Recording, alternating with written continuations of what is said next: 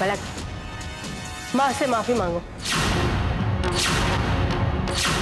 और ईशान, माँ की हथकड़ियां खोल दो जल्दी। पिछले कुछ समय से मैं माँ के बारे में इन्वेस्टिगेट कर रहा था, क्योंकि हमारे परिवार में जितने भी हादसे हुए, जितनी भी अनहोनी हुई, उन सब के पीछे इनका हाथ था। सब सबूत जुटाने के बाद ही मैंने इनके खिलाफ अरेस्ट वारंट निकाला है। और मैंने माँ को चाटा इसलिए मारा क्योंकि इन्होंने मेरे प्रांजल को मारा है। सिर्फ दक्ष ही नहीं, मैं भी ये बात मानती हूँ कि हमारे हर दुख की वजह माँ है।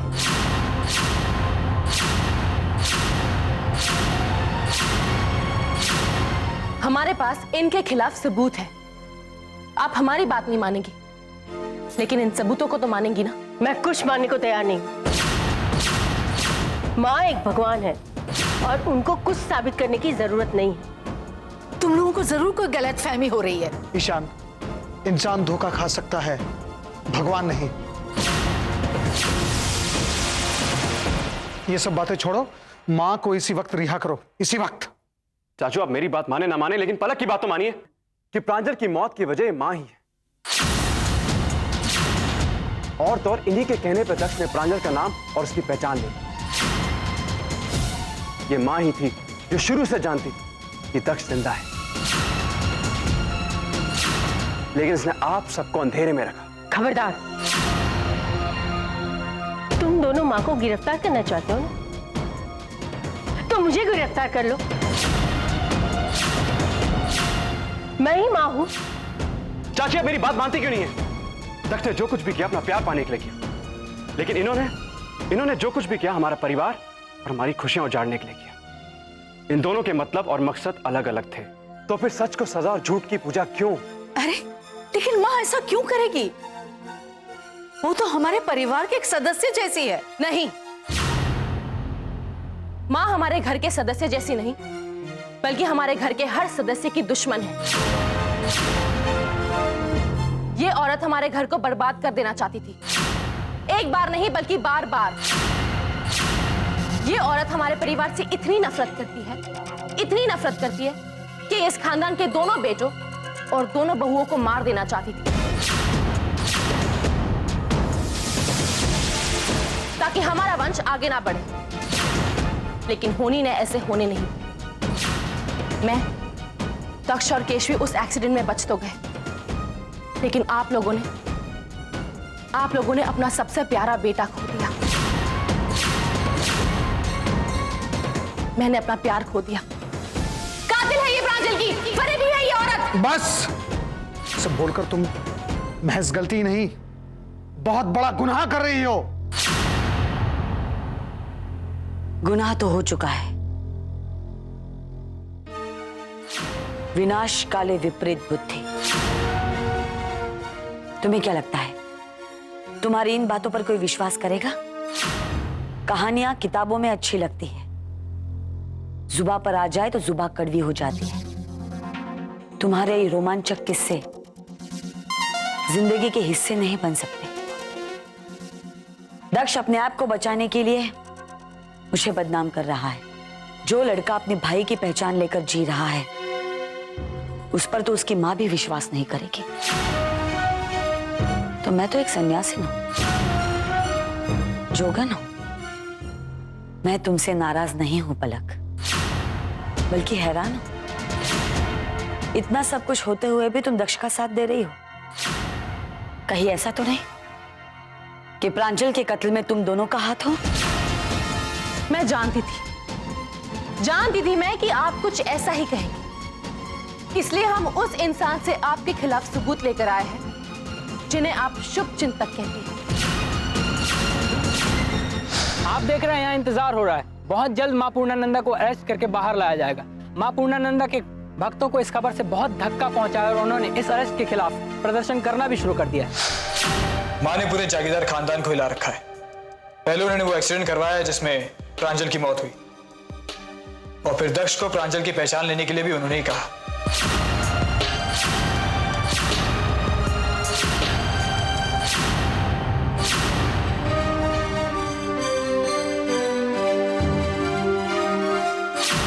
हाँ, हाँ, ये सच है। मैं इस परिवार से बदला लेना चाहती थी, अपनी बहन आशा की मौत का।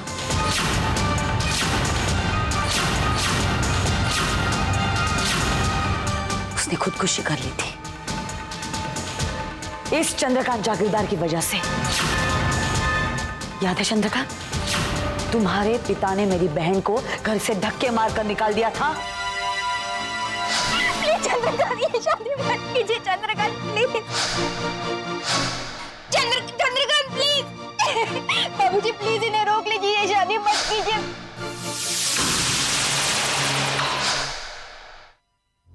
आपकी बहन ने खुदकुशी की है, उसके लिए आप मुझे क्यों जिम्मेदार ठहरा रही है? क्योंकि तुमने उससे शादी का वादा किया था चंद्रकांत जागीरदार, और उसने तुम पर विश्वास,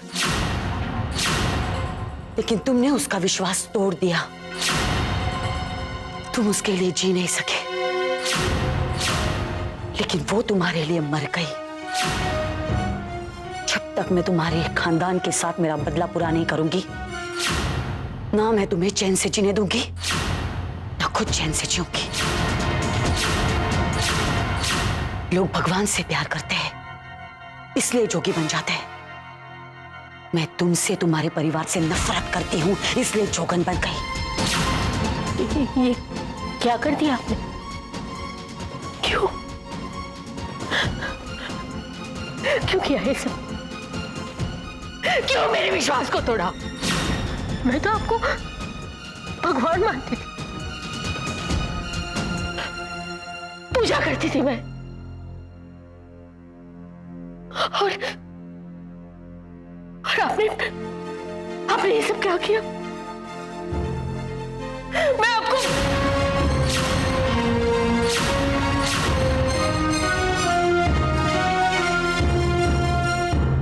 नहीं मान सकती, थप्पड़ भी नहीं मार सकती, भगवान समझती थी। मैं पागल हूं, इसको भगवान समझती थी जिसने मेरे बेटे का खून कर दिया, मुझे बर्बाद कर दिया, मेरी खुशियां छीन ली थी। ले जाओ इसे यहाँ से, ले जाओ इसे यहाँ से। हाँ, मैंने तुम्हारे बेटे को मारा, बुरा लगा था, सिर्फ तुम्हारे लिए, लेकिन मुझे अपनी बहन की मौत का बदला लेना था। उसके हर एक आंसू का हिसाब देना था उसे। इस परिवार का ना अंश बचेगा, ना वंश। मैं पूरे परिवार को बर्बाद कर दूंगी सुषमा, कयामत से पहले भी और कयामत के बाद भी।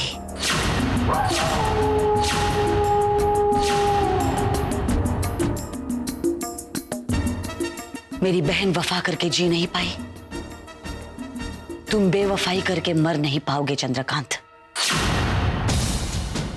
तुम मुझे तो गिरफ्तार करोगे, लेकिन मेरी नफरत का क्या करोगे? और आज मैं तुम सबको बद्दुआ देती हूं, श्राप देती हूं। एक पल के लिए भी चैन की सांस नहीं ले पाओगे तुम लोग। मैं जल्दी जेल से बाहर आऊंगी, और तुम्हें तो मैं कभी माफ नहीं करूंगी। ये थप्पड़ मैं जिंदगी भर याद रखूंगी पलक। इंस्पेक्टर, ले चलो इन्हें।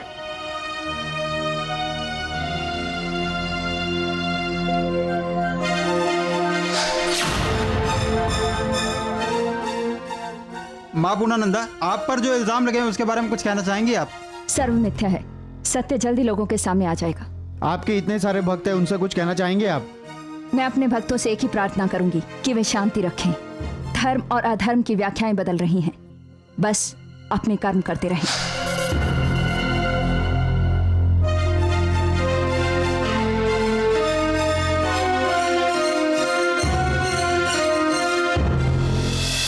मम्मी जी, अब चिंता करने की कोई बात नहीं है।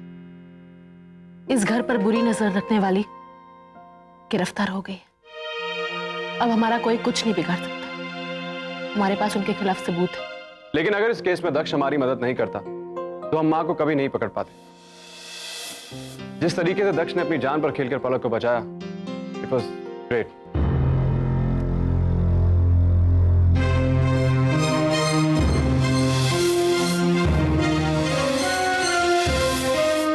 सुना है प्यार में लोग हद से गुजर जाते हैं। मैंने भी बस ऐसा ही चाहा था, पर मालूम न था मेरा प्यार मेरे लिए अभिशाप बन जाए। दक्ष,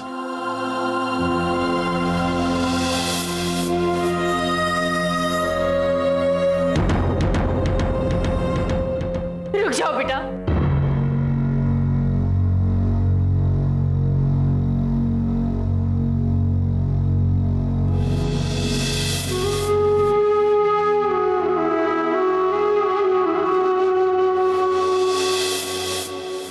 मुझे माफ कर दो माँ, मुझसे गलती हो गई।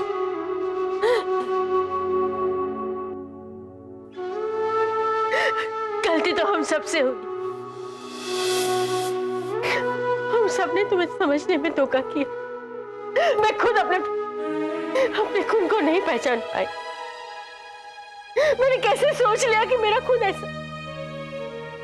मुझे क्या पता था, जिसको मैं भगवान समझती हूँ, मां समझती हूँ, उन्होंने हमारे साथ इतना बड़ा धोखा किया। मेरे ही बेटे को हमारे खिलाफ मोहरा बनाया। देखो बेटा, गलतियां तो सबसे होती है,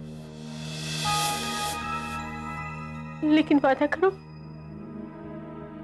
आइंदा तुम कोई गलती नहीं करोगे। आइंदा ऐसी कोई गलती नहीं करूंगा। किसी को पाने की चाह में मैं बहुत कुछ खोया है। मैं आपको खोना नहीं चाहता। मैं आप सबको खोना नहीं चाहता।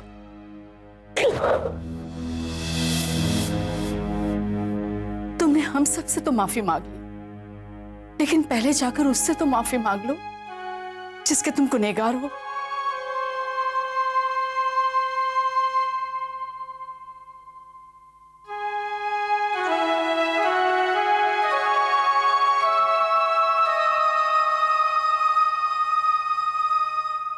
पलक, मैं जानता हूं कि मैं तुम्हारा गुनहगार हूं, माफी के लायक भी नहीं हूं। बहुत दुख दिया है तुम, लेकिन एक बात आज तुमसे कहना चाहता हूं। मेरा जीवन तुम्हारे बगैर अर्थहीन है। बहुत झूठ बोले मैंने तुमसे, लेकिन मेरा प्यार सच्चा है। वो लम्हे जो हमने साथ में गुजारे थे, वो सब सच थे। वो सारे जज्बात सच थे जो हमने एक दूसरों की आंखों में पड़े थे।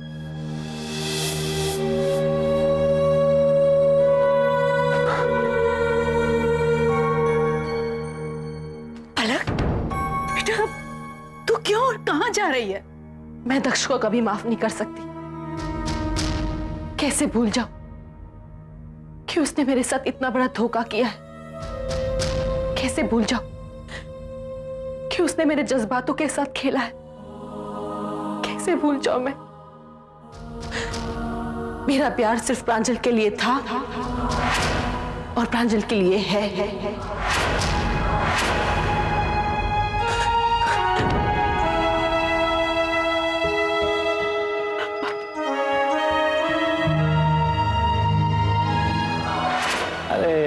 जानो, अब रोना बंद करो, सब ठीक हो जाएगा। देव, मैं तो खुश हूं कि सारी गलतफहमियां दूर हो गई हैं और हमारे परिवार पे जो काला साया था और खतरा था वो भी दूर हो गया है। लेकिन पलक भाभी अब तक दक्ष भैया से नाराज है। अरे पलक भाभी ने बिल्कुल सही किया, पर पता नहीं क्यों तुम्हारे घर वालों ने दक्ष को माफ कर दिया। अरे उसने अपनों को धोखा दिया है, अपनों को। दक्ष भैया को जो सजा मिलनी थी वो मिल चुकी है। जो होना था वो हो गया। मुझे लगता है पलक भाभी को दक्ष भैया को माफ कर देना चाहिए। पलक भाभी कभी दक्ष को माफ नहीं कर पाएंगे। प्लीज ऐसी बातें पलक भाभी और परिवार के सामने मत कहना। बहुत मुश्किल से मेरा परिवार जुड़ रहा है। मैं इसकी दीवारों पे दरारें नहीं चाहती। दीवार? तुम दीवार की बात कर रही हो जानू? मुझे तो इस घर की बुनियाद हिलती हुई नजर आ रही है। दक्ष जागीरदार, तुम्हें भी एक दिन प्रांजल की तरह इस घर से जाना होगा।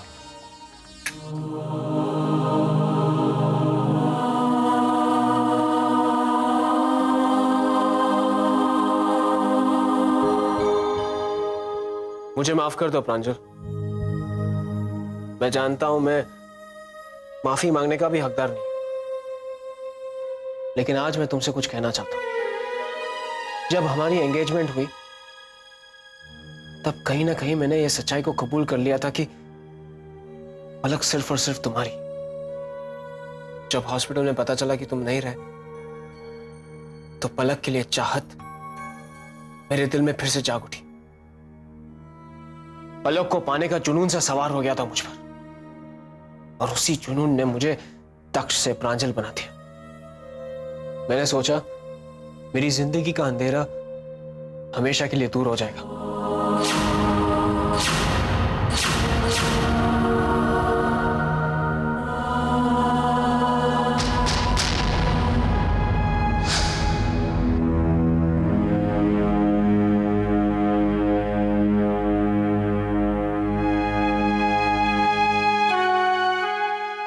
मेरी जिंदगी में चाहे कितना भी अंधेरा क्यों ना आ जाए,